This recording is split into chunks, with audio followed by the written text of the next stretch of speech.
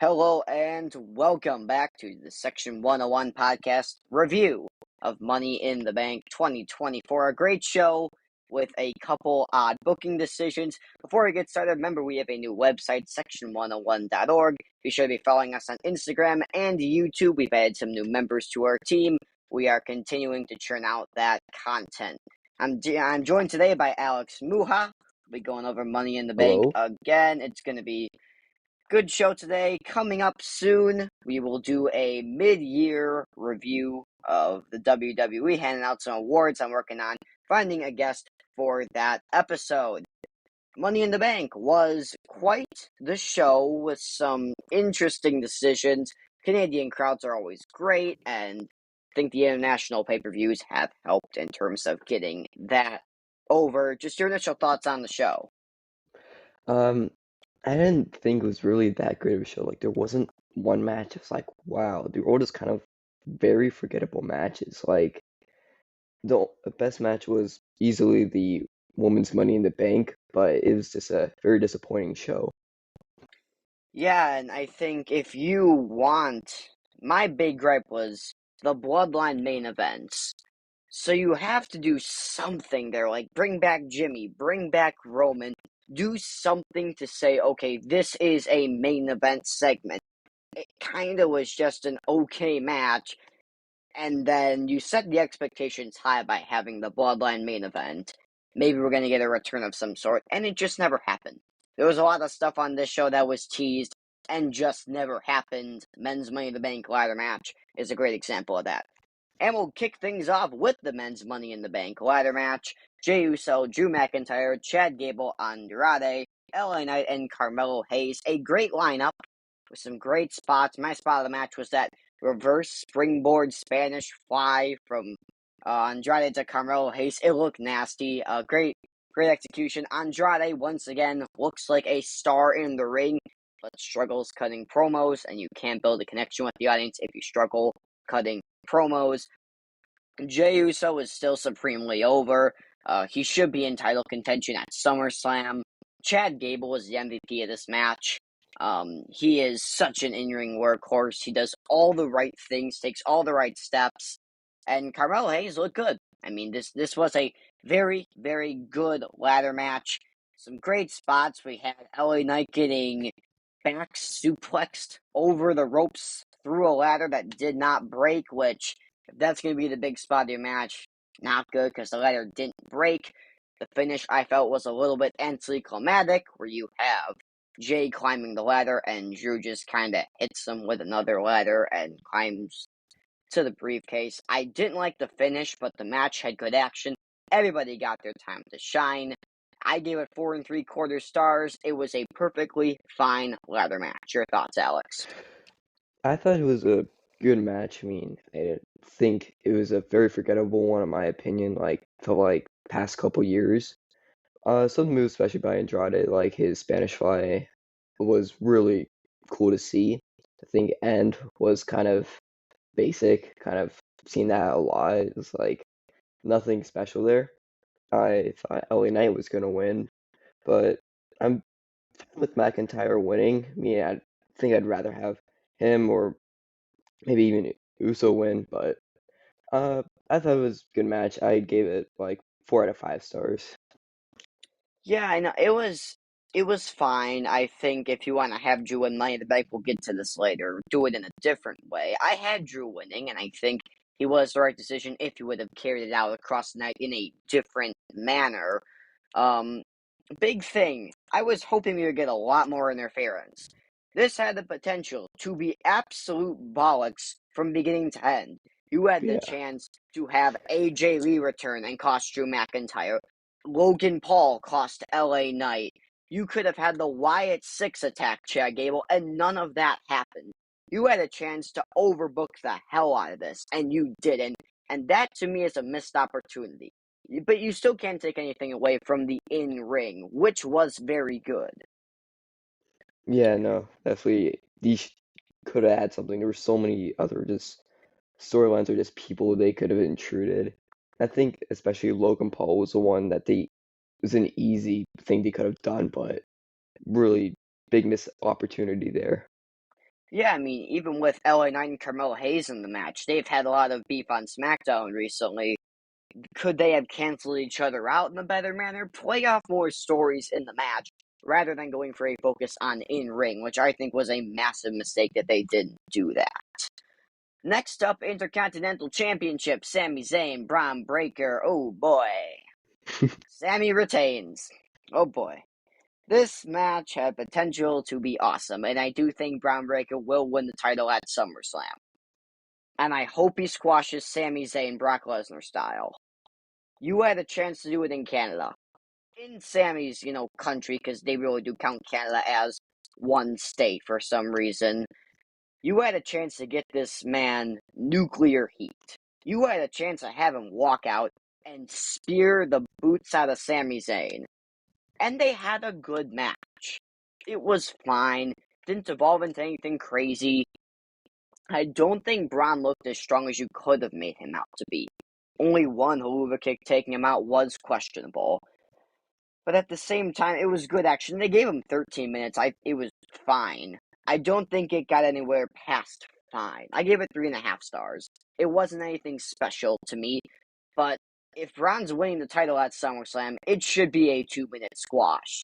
And you should have done it at Money in the Bank.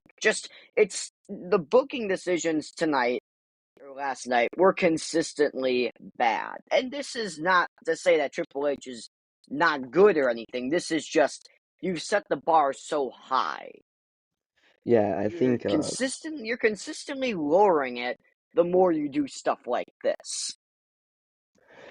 yeah, I wanna this match I they should have Breaker win this one. I mean, I understand maybe set up for SummerSlam, but I don't think there's much you can do with Zayn's storyline right now. Like, Braun Breaker has a lot of potential. He's, I think, a really good wrestler. I enjoy watching him, but it was just, I don't know, nothing excited me that match. It's just all like, oh wow, then haluva kick, boom, done. It was Yeah. like, way more could have been done to that match. I would give that a 3 out of 5 stars. Yep. And it was perfect. I don't think there were no bad matches on this card. When you set Yeah, the just bar are so high, they all look and seem bad. Another one of my gripes was, you have a guy like Braun, who's an athletic freak, and his Hurricane Rana from the top rope is just outstanding. It is outstanding. It's one of the best moves in wrestling. I compare it to like Andrade's back elbow, kind of like a move that a lot of people do, but they can set themselves apart by doing it so well. Have him do it like 2 or 3 times. Have them go through a couple false finishes with some spears. They didn't do what they could have done in this match, and if they go in the direction that I think they will at SummerSlam with Braun squashing Sammy, you missed out on an opportunity here to do something awesome and have them put on a 4-star match, and they didn't do that. yeah, Next up, yeah, I mean, match. Oh, God. It was. See, the thing with Damien and Seth was, right, the initial one-on-one match was good. And then it just spiraled out of control into just whatever was it. We had obviously Drew's music was supposed to hit at the count of 2 off that Falcon Arrow. Damien didn't kick out. I do think the way they could pay this off is by having them say either Liv or Finn or somebody the Judgment Day paid off the ref.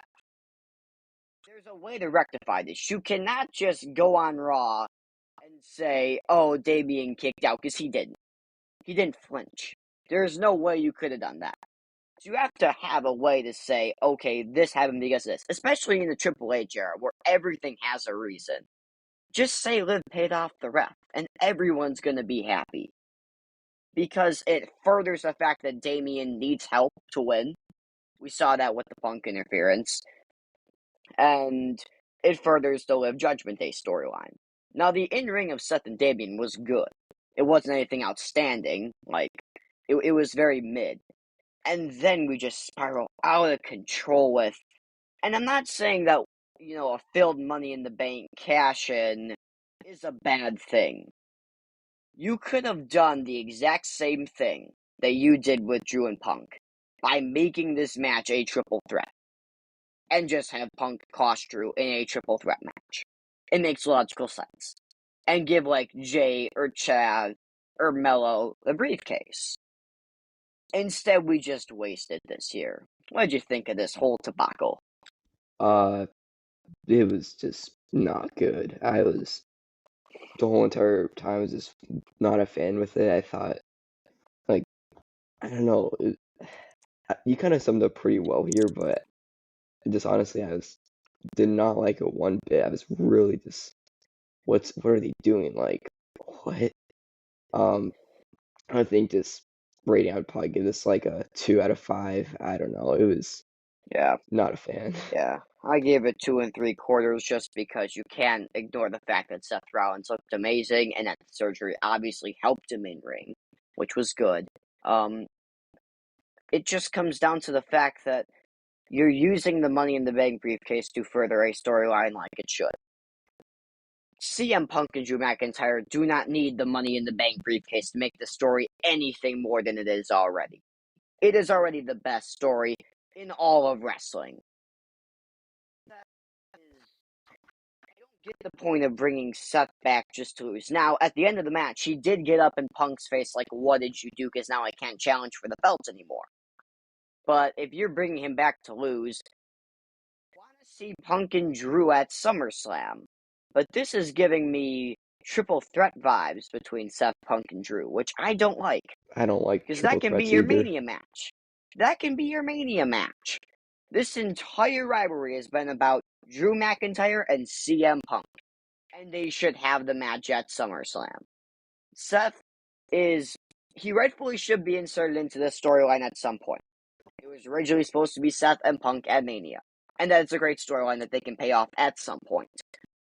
This situation at SummerSlam does not need to be a triple threat. It doesn't. And you bring a guy like Punk in, hyping up AJ Lee because of the whole I have my family with you on my wrist because I took your bracelet thing. Triple H posts a video on social media saying, we've got a couple surprises tonight. What surprises were there? We were all expecting CM Punk. We were like, there was nothing. There was no Roman, no Jimmy. Nothing happened. And that's another thing. When you hype something up, Yeah, it you was. have to pay it off. It was not paid off tonight. Yeah, I saw like everything coming for the most part here. It was like CM Punk, what? Yeah, he was supposed to come like, okay. Yeah, Very disappointed it by was. those two. Yeah, it was disappointing, and this takes nothing away from Drew McIntyre and CM Punk.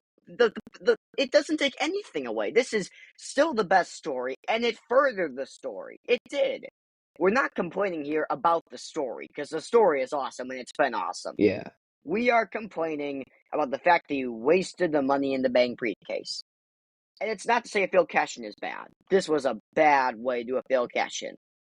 Just like have Punk run in on McIntyre while he's making his entrance and cost him the match there. Like, do that. And then just have Drew walking around with the briefcase trying to cash in, and Punk is costing him every step of the way. You can do it in a different manner. But yeah, it was just one of many weird booking decisions on the night that I don't think have done the best in terms of you hype this up and you give us this. The payoffs were not great. But I am looking forward to Damian and Gunther nonetheless at SummerSlam. yeah, I've enjoyed Damian's reign.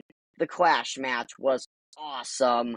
I hope Gunther wins. He better win because he's just the best. And I think then we can go ahead with Damian and Finn. Because in the backstage segment, Finn was very pissed off that Damian said to stay out of his business. And I think that is the direction we are going. Next up, the Women's Money in the Bank ladder match. Oh my. See, I had mixed thoughts on this. Because you started off with 5 minutes of really sloppy action. It was just botch, botch, botch. And they tried to rectify it, and boy did they in the second half. because while the first 5 minutes of this match were awful, the last 10 were just awesome. I mean, Chelsea Green is such a phenomenal character. Naomi, Io, and Tiffany really carried this match in terms of furthering the action in ring. Lyra was good. There wasn't anything outstanding from Lyra.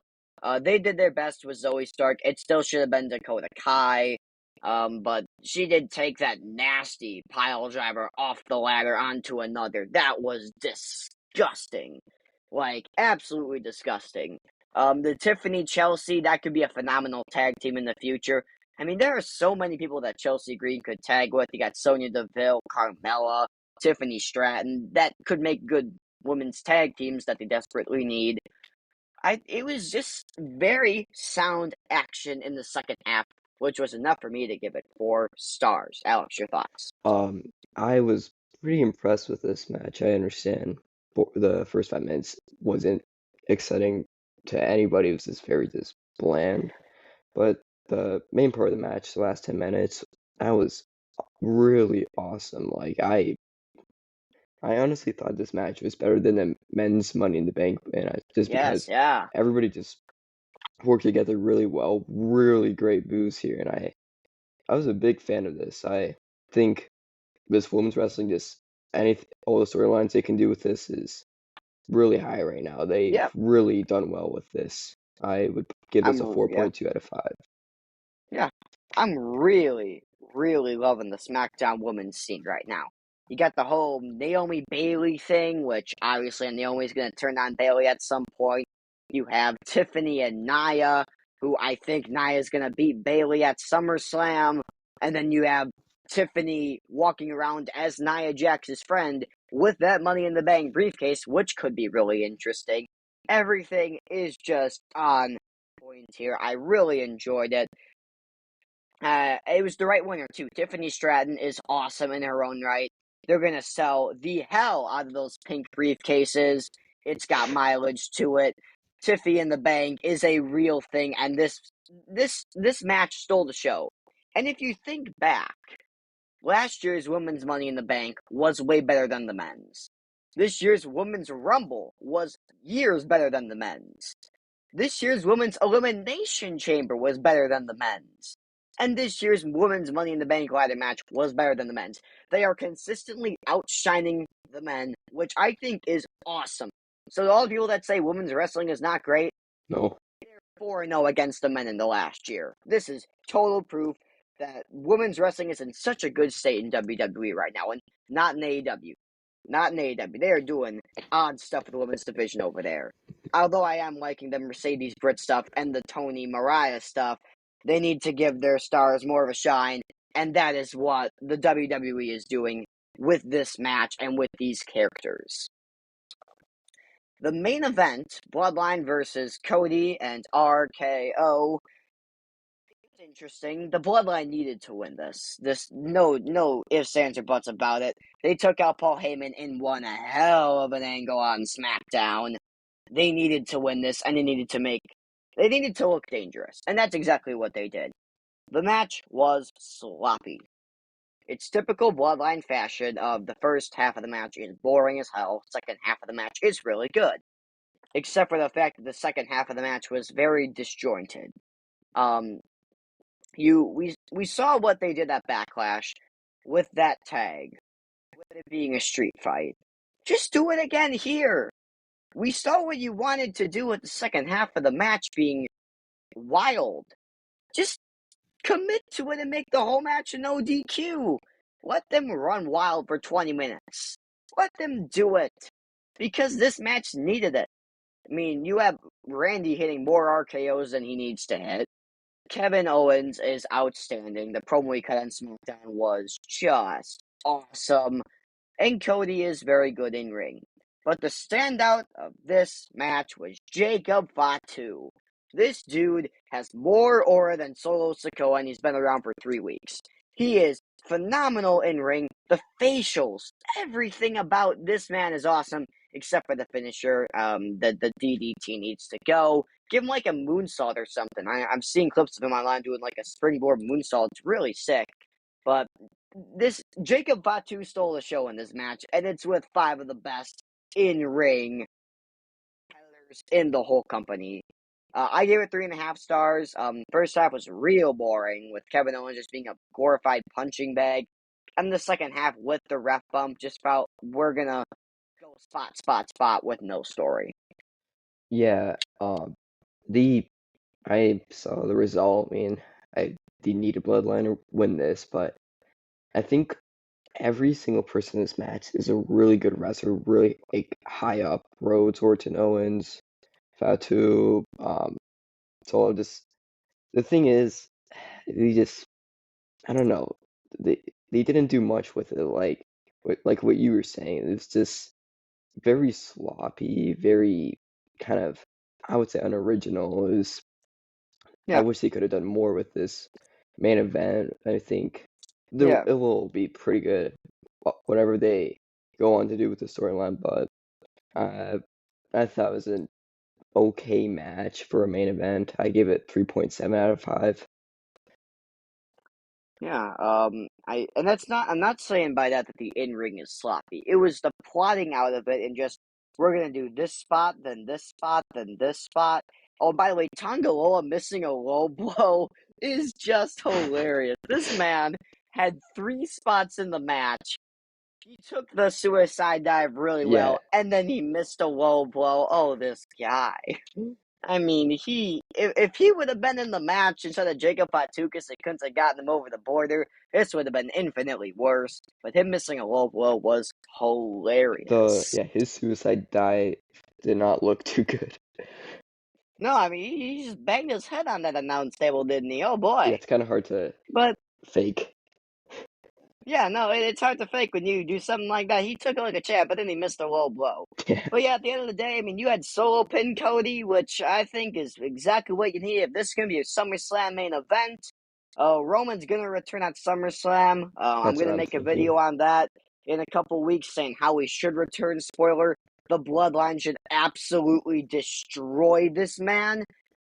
Then he's going to have to go on his, regrouping tour where he has to get back Jay, Jimmy, Sammy. He's got to prove himself to everybody in the way that all the other Bloodline members have. And this new Bloodline is looking real good. I I'm not excited for Solo and Cody at SummerSlam. It should be Jacob Fatu all. yeah, it's I think gonna be. I really like this new bloodline here. I thought it's gonna be like when I kind of first realized what they're doing with this, I was like, this is gonna be really cool. I think eventually start Roman Reigns back at SummerSlam and then eventually end at WrestleMania. But I think especially also just having Yeah, Paul Heyman in between the two makes it just really exciting. Looking yeah. forward to Paul this. Heyman's been the MVP. He's been the MVP of this whole story. He's just been awesome. If we do go into War Games 4-on-4, The Rock should return to cost Roman the match. Definitely. He should be the guy pulling the strings instead of Solo Sikoa, who I think has done a great job morphing into this role. But at the end of the day, a fine show. I gave it a 6 out of 10. I'm not crazy about anything, but at the same time, it does not deserve some of the hate it is getting. It is a perfectly fine show. Your thoughts, just on the overall show? Um, I would give it a probably like a 6.5 out of 10. It was like I think especially like the Women's Money in the Bank, and there were like other matches that there were good stuff in them. I didn't think though it was like a really exciting Money in the Bank. It just felt kind of like a lot of the other ones I've seen. Like nothing made it Yeah. stand out. So it was mediocre. Okay, I'd say better than mediocre, but it wasn't great. Yeah, I know, especially after last year's Money in the Bank, which was outstanding. Like the Bloodline Civil War, both ladder matches were great. Yeah, to top it this year, and they just couldn't. Looking forward to this week, I will have a video out on who should John Cena's last opponent be. Got the whole retirement tour. He's going to retire at the end of 2025, as was confirmed in the press conference. He should just do it all. He should. He says he's going to work 30 to 40 dates. Do it. He should be in the Rumble. He should be in the Chamber. He should be in the Money in the Bank.